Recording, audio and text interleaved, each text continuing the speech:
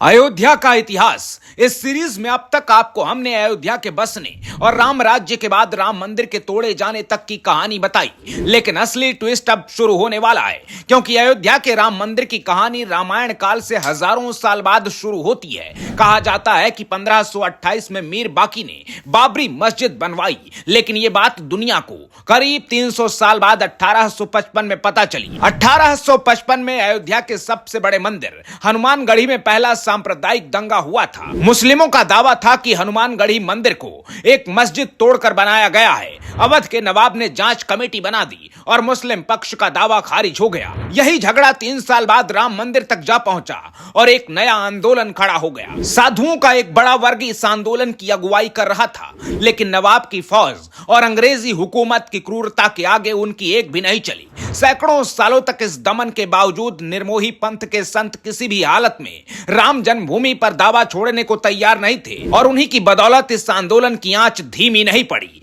1858 में 25 निहंग सिखों ने बाबा फकीर सिंह खालसा की अगुवाई में बाबरी परिसर में घुसकर हवन पूजा की। इस घटना के बाद मस्जिद के मुअज्जिन मौलवी मोहम्मद असगर ने निहंग दल के खिलाफ एफआईआर दर्ज करवाई। एफआईआर में कहा गया, निहंग सिखों ने मस्जिद के पास एक नया चबूतरा बनवा दिया है। इसके बाद अंग्रेजी सरकार ने मंदिर मस्जिद विवाद पर साल 1859 में बड़ा फैसला लिया और विवादित इलाके के चारों ओर पहली तार की बाउंड्री लगवा दी गई और जन्मभूमि को 2 हिस्सों में बांट दिया गया। अंग्रेजी प्रशासन ने चबूतरे और मस्जिद के बीच दीवार बना दी थी और हिंदू मुस्लिम पक्ष के इलाके तय कर दिए। मस्जिद के भीतर का हिस्सा मुस्लिमों को दिया गया, तो वहीं बाहरी हिस्से में हिंदुओं को पूजा का अधिकार दिया गया। हालांकि हिंदू साधु लगातार बाबरी मस्जिद के मुख्य गुंबद के नीचे ही भगवान राम की जन्मभूमि होने का दावा कर रहे थे।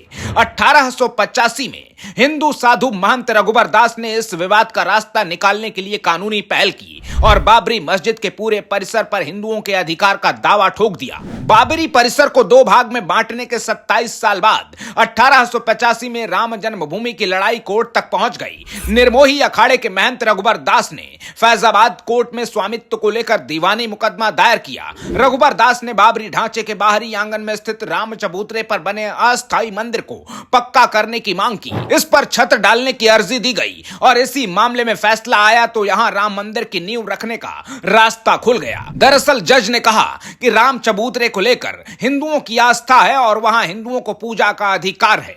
हालांकि कोर्ट ने अपने आदेश में साफ कर दिया कि डीएम के फैसले के खिलाफ मंदिर को पक्का बनाने और छत डालने की अनुमति नहीं दी जा सकती। काफी हद तक कोर्ट का फैसला हक में था, फिर भी हिंदू पक्ष नाराज था और सड़क पर जंग छेड़ दी गई। आजादी की लड़ाई के बीच 1934 में अयोध्या के अंदर फिर एक बार घमासान हुआ।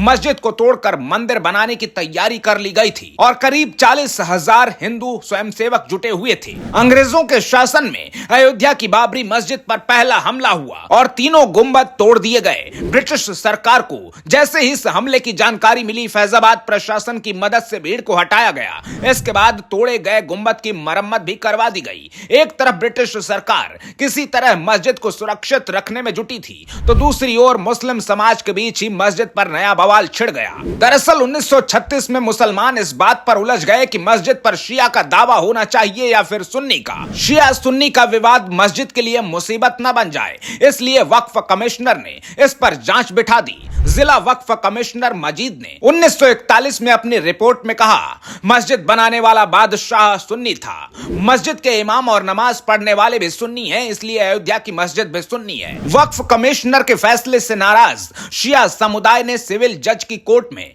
केस दायर कर दिया। हालांकि ठोस दलील और सबूतों के अभाव में शिया पक्ष केस हार गया और कोर्ट ने इस बात पर मुहर लगा दी कि मस्जिद पर सुन्नी समाज का दावा सही है। मुस्लिम समाज के लिए 1946 का यह फैसला बेहद अहम था, लेकिन इसके बाद 1947 और 1949 की 2 घटनाओं ने आधुनिक अयोध्या का इतिहास बदल दिया। इसलिए इस सीरीज का अगला एपिसोड सबसे दिलचस्प होने वाला है। आखिर कैसे 1947 की एक मीटिंग से पूरे देश में टेंशन बढ़ गई थी, राम मंदिर पर राजनीति की नींव कहां से पड़ी थी और मंदिर मस्जिद का यह विवाद कैसे देश की राजनीति का केंद्र बन गया। अगले एपिसोड में ऐसे कई सवालों के जवाब मिलेंगे। फिलहाल आप अपनी राय कमेंट बॉक्स में जरूर बताइएगा। आते रहिए। जय हिंद।